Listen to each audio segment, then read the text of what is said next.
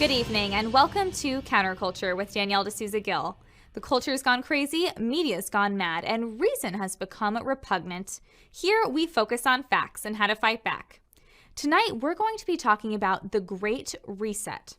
As summer comes to an end and the season begins to cool, people around the world are becoming increasingly worried about the threat of winter.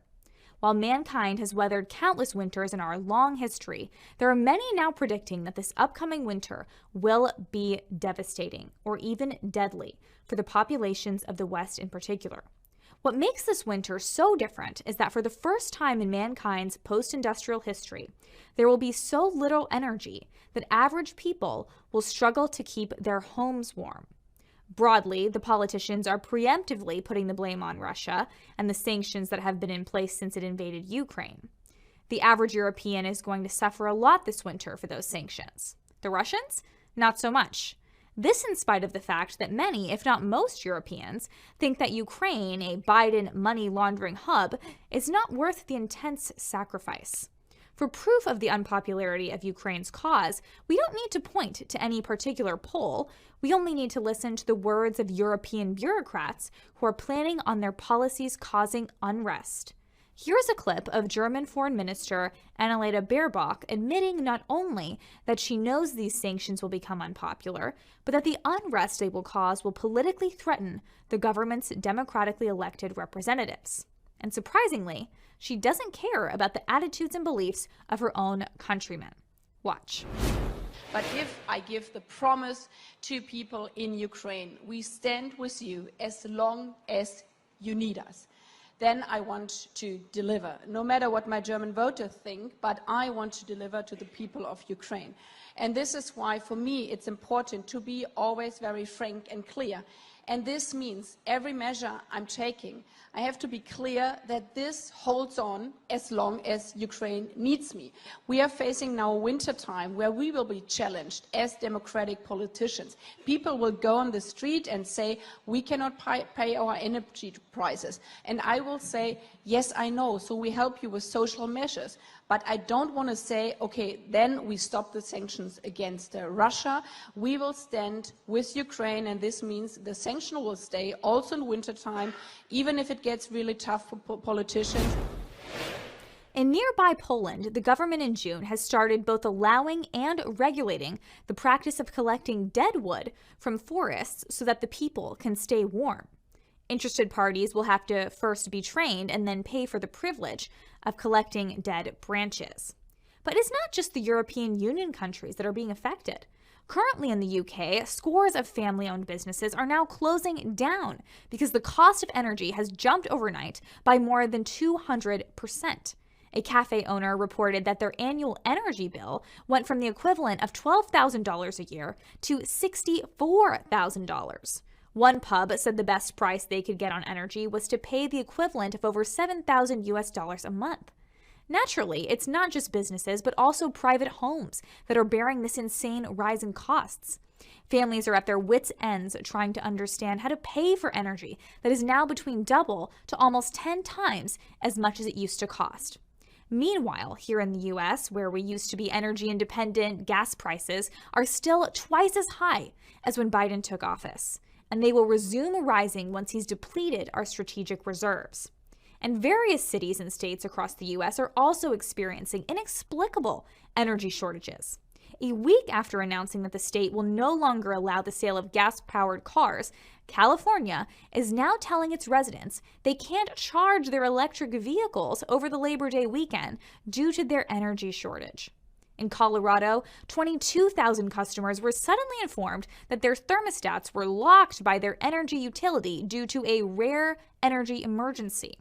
It appears that despite producing roughly 13 million barrels of crude a month, energy is somehow in short supply in Colorado. Here in the US, the blame is being placed on Putin and on a plan to transition to green energy. But the truth is, this has very little to do with either. Notice these insane cost increases are happening all across the West. Russia and China are not affected at all. Costs are going up without respect to the different types of governments, economies, or even differences in supply chains. All these countries are having the same problem all at the same time. It would be naive to say this is just a coincidence. This is coordinated. It's not about green energy or Putin. This is about power and control. In his new book, The Great Reset, author Mark Moreno lays out the plan to reboot the West without its characteristic liberties and free economies in order to establish a global government that is both sinister and unaccountable. Moreno explains the Great Reset as, quote, a true dystopian nightmare where every aspect of your existence is observed and regulated by unseen bureaucrats, all for your own good. The Great Reset is the long-planned reorganization of the world imposed by technocratic global elites. Moreno quotes a former Australian advisor who says, quote, stripped of the propaganda, the Great Reset is not new. It's another fascist experiment being pushed by controlling elites. Economic growth and social mobility must be subordinate to the collective. Think inequality, serfdom, and misery. What we are experiencing now is just a taste of the terror yet to come. Governments choosing to let their citizens freeze to death without fear of repercussions is just the beginning. Since the start of the Ukraine conflict, Biden and the rest of Europe's Great Reset politicians have been forecasting massive food shortages. Of course, they say this is all due to Putin's war, but if that's really the case, why are farmers in the Netherlands and France being evicted off their land? The same governments that are forecasting global famine are doing nothing to mitigate the crisis and everything to make it as painful as possible. By banning nitrogen, the governments of the Netherlands and France are forcing farmers and ranchers to stop producing necessary food. The same thing was tried in Sri Lanka, and it led to massive food shortages and riots in the streets. When Biden began his war on oil in the U.S. almost 2 years ago, he also shut down the same processes that mass produce our fertilizer here in the States. Once again, we have a major food crisis, food shortages happening everywhere all at the same time. It's not a coincidence. It's a plan. According to Moreno's research, the American government is selling out its farmers to China. He notes that China currently controls over 192,000 acres of U.S. soil and is well on its way to becoming an agribusiness monopoly. Meanwhile, Bill Gates has suddenly become the largest owner of farmland, turning our farmers from landowners into renters. And this is the whole point of the Great Reset. Control the levers of power that decide whether entire continents of people live or die, and suddenly you control everyone. Government be damned. It is becoming clear that the only way for a country to position itself above the deadly meddling of the reset bureaucrats is to stop the practice of surrendering the most important parts of our nation's economic and physical security to outsiders like multinational corporations, global organizations like the WHO, and other countries like China. In other words, we need a government that puts the needs of our country and its people first. We need America first. It is no surprise that as we spiral into a banana republic territory, our country is currently being run by politicians and bureaucrats suffering from historically high levels of self-loathing and anti-Americanism. It is time for Americans everywhere to reclaim our love of our history, our founding, and our fiery passion for liberty. For only then can we overcome this deadly enemy to our nation. I am delighted to welcome our guest today, Mark Moreno. Moreno served for 3 years as a senior advisor, speechwriter, and climate researcher for U.S. Senator James Inhofe, and managed the award-winning communication operations of the GOP side of the EPW committee. Moreno joined the Senate Environment and Public Works Committee as the Majority Communications Director in June 2006. Moreno is the publisher of ClimateDepot.com. Mark, thanks for joining us. Thank you, Danielle. Happy to be here today. Thank you. Well, I want to start out by asking you to tell us and our audience a little bit about, in your view, how you would define the Great Reset. Great question. The Great Reset essentially is, at least in the United States, a little over 100-year-old concept. Goes back to Woodrow Wilson. And the idea ultimately behind it is that the general public can't live their own lives unshackled from a strict set of rules. So the idea of the Great Reset is every aspect of your life will be organized, planned, and managed by unelected expert bureaucrats, a expertocracy, if you will. And this was actually pushed hard during Woodrow Wilson. The idea this would make it easier for people that don't have to worry about stuff. We're gonna manage their lives and tell them what they can and can't do. And then, of course, Franklin Delano Roosevelt sort of expanded on this. He had an advisor who actually said, "Why should the Soviets have all? Why should the Soviets have all the fun?" He said that in 1932 in terms of the way they were remaking their society strict organizational. So, if you fast forward, the age of the expansion of the bureaucratic state, particularly under emergency powers, I would say the single biggest change was the reaction to 9/11 with the terrorism emergency, and then the creation of the Patriot Act, and then the creation of the government surveillance state where people ended up being tracked, and this has been abused.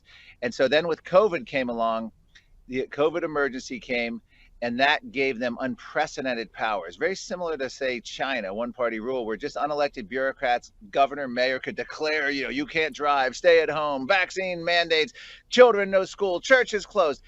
And they loved that power. Jane Fonda said COVID was God's gift to the left. So in the face of all of that, the World Economic Forum, which was founded in 1971, which came up with the Great Reset about 2014, announced in June of 2020 that they were seeking a great reset of global capitalism, and we had a narrow, rare window of opportunity in which to radically transform our society and no returning to the old normal. And that is how the Great Reset was really born. And just background, the Great Reset, the World Economic Forum includes all the corporate 500. It includes the billionaires from Jeff Bezos to Prince Charles to Bill Gates, etc. It includes all the world governments that go along. They train programs. A lot of their leaders, like Justin Trudeau and the Prime Minister of Netherlands, have all been through their programs. So the Great Reset truly is an effort to make the world, remake the world to where there'll be a sort of governing elite with everyone else, a crushing of the middle class, and everyone else. And their motto is, "You will own nothing and you'll be happy." Man, and it seems like they really kind of breed off of fear, because if you think about it, why would you really need to give over your freedom or really just focus on an expert if you don't need to have an expert? It's almost like they're saying, here's the reason why you need us, and then we're going to supply the solution through, whether it's some kind of lockdown or something else, they're going to kind of fix our problems, these experts. But it seems like these experts have just made people's lives even worse. And you mentioned the crushing of the middle class. What do you think their goal is in terms of kind of this remaking of society? What do you think they want it to look like? Well, they're very clear. Here's what the Great Reset. They did these slickly produced videos. Okay, I said, you'll own nothing and be happy. You'll have no privacy. Life will never be better. All your food will be delivered by drones. Meat will be a rare and expensive treat. Climate change will be solved, and that'll be the #1 challenge. The U.S. will no longer be a superpower. They want us, they promote insect eating. When I say they promote insect eating, I mean the EU, the United Nations, the World Economic Forum. They promote it unbelievably. And they also promote this lab-grown fake meat. So the World Economic Forum says with a 3D printer, you'll be able to print several ounces of meat a minute. You put in the vegetable processed goo, and it comes out apparently with the texture and appearance of actual meat. So that's one of the things that they're pushing. And beyond that, the way they're crushing like the middle classes, they have a three-pronged approach at the moment. They're crushing our current energy supply, which is creating a crisis, blackouts. We have Europe with a physical absence of energy. Going back 200 years to pre-industrial Europe, they're afraid of the winter. They're afraid of dying in the winter and not having enough heating supplies. So they're crushing our energy supply through all these climate goals, and it's part of the Great Reset, part of the United Nations. And they're also going after our food supply. They are going after high yield agriculture. They're stopping the Netherlands, the #1 exporter of meat. They're stopping over almost 12,000 farms, crushing the small and independent farms. In Canada, they're doing the same thing. They're claiming that modern fertilizer is a greenhouse gas agent that's dangerously warming the earth, and we have to change it, which is going to ultimately decrease the amount of food we produce per acre. And Australia's doing the same thing. In the United States, Bill Gates is the #1 farmland owner, competing with China to gobble up U.S. farmland. And as they create more chaos, equity asset firms are buying up real estate in major cities, turning owners into renters. Small, medium-sized farms are losing out to the likes of Bill Gates, China, and equity asset firms. And so their goal ultimately is to have a compliant public that's going to be very poor and dependent upon the government. This is sort of in their vision for 100 years. I mean, you could go back. This is why they praised China's one-party rule.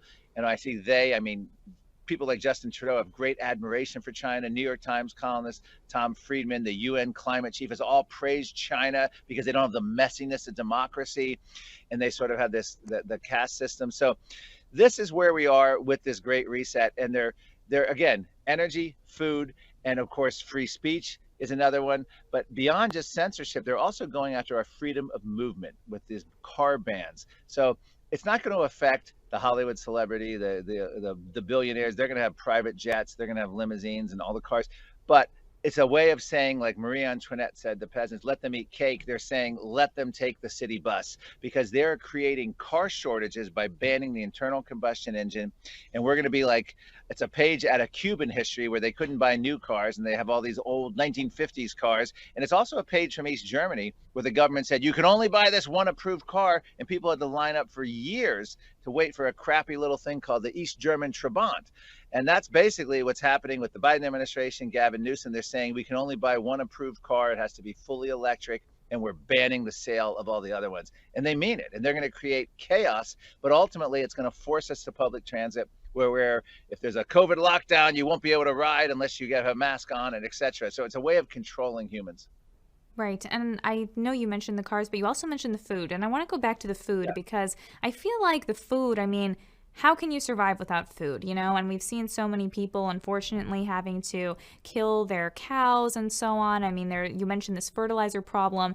How do you think the left is going to be able to keep Americans, I mean, just happy and living, because they also need to get reelected. So I guess that's why they're doing stimulus checks. But then at the same time, they're trying to take things away from them, take away their food, take away their vehicle, and so on. So how do they kind of deal with both of those forces of trying to be popular, but then also at the same time really crippling the middle class? That's the heart of the question. They don't care. We have Charlie Crist running for governor who openly says, I don't want your vote. If you like Ron DeSantis or not, I don't want your vote. And it's the same thing with Joe Biden's speech this week, where he basically just wrote off half the country. And it's the same attitude of Disney World or Hollywood or professional sports.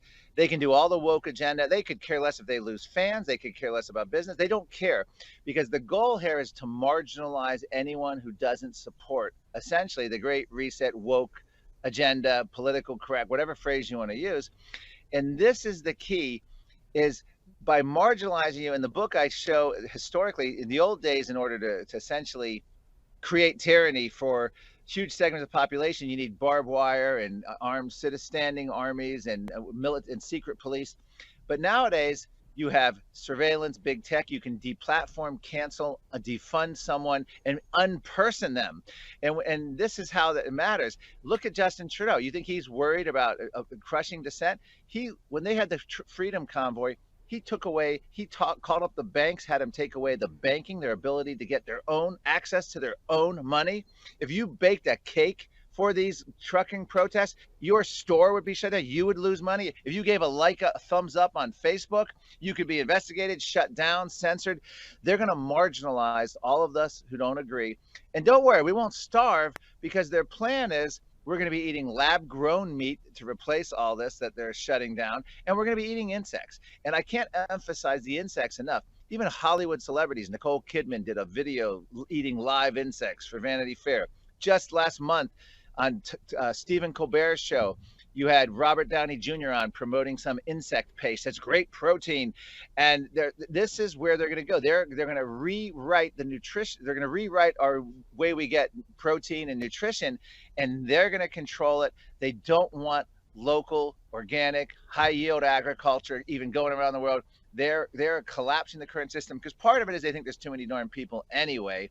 And if we make life miserable, they're hoping, they say the carrying capacity of the earth is only 1 billion people, but right now we have about 7.8 billion. So maybe over attrition through decades and beyond, they hope to reduce the population. That's big part of this as well.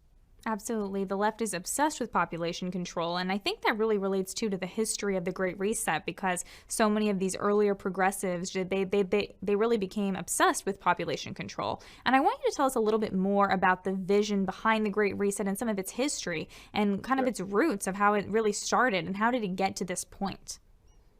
Well, the World Economic Forum was started in 1971, but it's this whole idea of, it goes back to the 17th century with an economist named Thomas Malthus, who believed essentially in resource scarcity, fear of overpopulation, and the idea that, you know, we had better manage everything, micromanage everything, and we're all going to face famines and chaos and disaster. This is an ideology that has driven, in many cases, the political left all the way through. And in the 20th century, we saw this. There's a tendency towards bigger centralized government power, fear overpopulation. In the United States, we had Paul Ehrlich, who wrote the Overpopulation Bomb. Well, in this book, he openly talked about adding sterilization agents to drinking water in Africa and the United States in order to reduce the population. Made a lot of scary predictions. But the idea was, we have a crisis and we need the intervention of a muscular government to come in, because people left to their own devices will destroy the earth, will create racism, inequity, environmental destruction. In 1975, Paul Ehrlich actually lamented that that people could hop in their car, drive to the grocery store, and drive back with a 6-pack of beer. This, according to sort of this great reset mentality in the 1970s, should not be allowed. It's bad for the planet. We got to ban that. They want to ban everything. And so that moves along.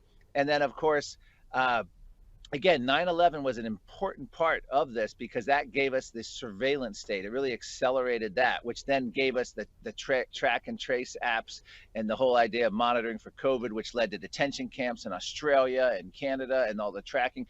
So all of that happened. But ultimately, to answer your question, emergency powers have been the greatest abuses of government, and that has been helpful in advancing the Great Reset. And I go back in the book to the Roman Republic, to the Middle Ages, to 1930s Germany, who I won't mention the name because I don't want to be accused of doing a Godwin's law, you know, some kind of analogy that people don't like. But the emergency powers in 1930s Germany, through the 9/11, through COVID, and now the next one is going to be a climate emergency. But the history of government use of emergency powers for crisis, real or imagined, has been the greatest advance of the state and the greatest abuses of human rights. That is where we are now, and that is why the Great Reset really became in fashion in March of 2020, because they realized what was only theoretical was not only possible, but actually happening right before their eyes as the whole world shut down. And basically, the Green New Deal was imposed overnight with the COVID lockdowns. Airline travel stopped, car travel, planned recessions, which they had advocated for, degrowth overnight. In fact, the United Nations in November 2019 said we need a 7.6 reduction of carbon dioxide to meet our Paris Climate Agreement goals. COVID comes along, the economy shuts down. 1 year after the United Nations announced that, global emissions dropped, CO2 dropped 7% because of the lockdowns. So that's kind of impressive that the United Nations said we need this, and they got it. And then there was a study saying we need a global lockdown every 2 years in order to continue to meet our climate goals. So they look at this, at their academics ultimately, and everything's on paper. It has to look good. And if you look back, Stalin and Mao, they would get great reports of their agricultural reforms, and everything was going great on paper. But in reality, people were being starved and purged, and human rights violations and mass death. But on paper, everything looked good. And then sadly, that is how the Great Reset operates. As long as it looks good on paper, same thing with COVID lockdowns.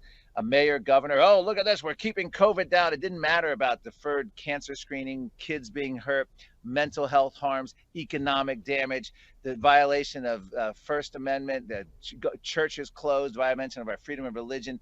It was an incredible thing to witness. But anyway, that's the origin. It's as old as power, greed, and corruption in government. And I want to ask you a little bit about, how did we start to realize this problem with the Great Reset and this happening? Because this has been brewing for a while, but even only recently do I feel like Republicans realize this, because you even mentioned 9/11, of course, George Bush, he's friends with many leftists and so on. Yes. And so there was a lot of distraction to the Great Reset kind of building up. And I think probably only under Trump did people start to wake up and realize, no, we need to go back to, America first, or family, Yes. individuals, freedom, and so on. So how do you think more people will begin to continue to wake up to what's happening? Well, I think, the lockdowns were they red pilled people, to use the word from the movie The Matrix. The idea is you realize what's been happening around you, and you woke up to a new reality. To answer your question, I devote a whole chapter in the book to progressive left-wingers who were shocked by the world after the COVID lockdowns. And it includes Naomi Wolf, who was a Clinton Gore advisor, who was just shocked, kind of like, if I had known Biden was going to lock down the country, I never would have supported him. To Robert F. Kennedy Jr., who's been the most eloquent spokesman against lockdowns and mask mandates and vax mandates. To people like socialist Russell Brand, who was an Obama supporter, Hollywood actor. He is now the greatest warner and screaming the loudest about the Great Reset. To people like Jimmy Dore, who was on the Young Turks, left-wing comedian, who is now just spends his time railing upon the Great Reset and the lack of freedom. And there's a new argument that it's not left and right anymore. It's freedom versus tyranny. So I think people became aware. They had no idea that they could wake up one day and a governor or a mayor could tell you that you had stay-at-home curfew, that your kid's school was canceled, that you couldn't have backyard barbecue, and if you did, your neighbors could rat you out, and then you could have your utilities and your water and heat cut off, and that you couldn't fly, you couldn't go to church, but your Walmart was open because that was somehow safe. And people just couldn't even fathom that that was the kind of government they lived under. And even the ones that could said, oh, okay, well, 15 days to slow the spread, that's okay. And I think as they realized the con of that, and they realized what governor and people they previously liked were capable of, you can't ask for a greater eye-opening. So we're going through a great awakening that hopefully will lead to the great reject to fight the Great Reset.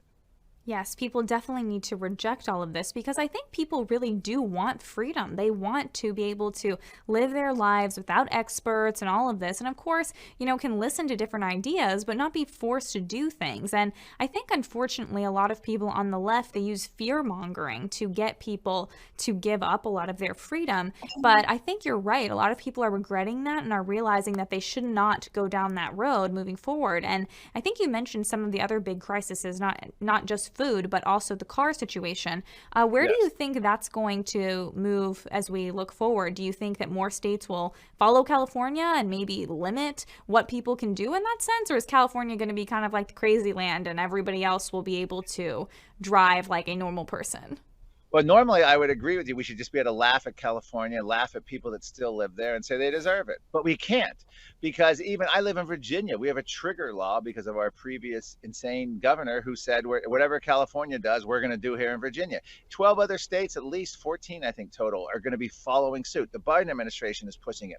Germany's pushing it. Australian banks aren't going to give loans for it. The World Bank's going to stop funding automakers can't make gas-powered cars. So where it's headed is only one place: vehicle shortages. And this brings a smile to the face of any climate activist, because that means less car driving and lower emissions for the climate. The planet will be smiling. They don't care about the chaos. There was a UN Vancouver declaration that declared that even ownership of land is considered wealth concentration and unjust and inequity. So, and there's also a whole movement along that same thing to go after car ownership. World Economic Forum is questioning that. We have the UK Transportation Secretary actually say owning a car is outdated 20th century thinking. So you can see why they want to ban the gas-powered car, and you can see why they're going to laugh. Keep in mind, no one elected voted for that. In other words, in California, Governor Newsom did an executive order, and then a California Air Resources Board, unelected bureaucracy, announced that cars were going to be banned by 20, just voila. Now, just like the tennis player, Djokovic, or whatever his name was, I don't know if I said his name right, can't come play in the US Open. The Biden administration was asked about it, and their answer was, well, that's CDC. You have to take it up with them. We don't have any, that's the CDC guidelines. CDC is not elected by anyone. It's an unelected bureaucracy. But the Biden administration could do something, but that's what I'm saying. They're deferring to a bureaucracy. They don't care. They're sticking to this. This isn't going to go away until not only the elected officials who allow this support it, but we have to go deep and break up these bureaucracies. We also have to break up big tech. We also have to start looking into being like Teddy Roosevelt, breaking up these giant equity asset firms like BlackRock. This is an incredible concentration of power, unprecedented in human history. I don't mean to scare you or sound like Bernie Sanders here, but there is a political realignment of what's happening in terms of there's been a corporate concentration of power with government. In fact, I quote biotech engineer Vivek Ramaswamy, who said it best. Ronald Reagan warned us of the dangers of big government, but we weren't prepared for the dangers of big government and big corporate collusion, which is where we are now. Government and big tech colluding, government and things like BlackRock and State Street Equity Asset, essentially colluding and helping set policy to environmental social governance, all unelected.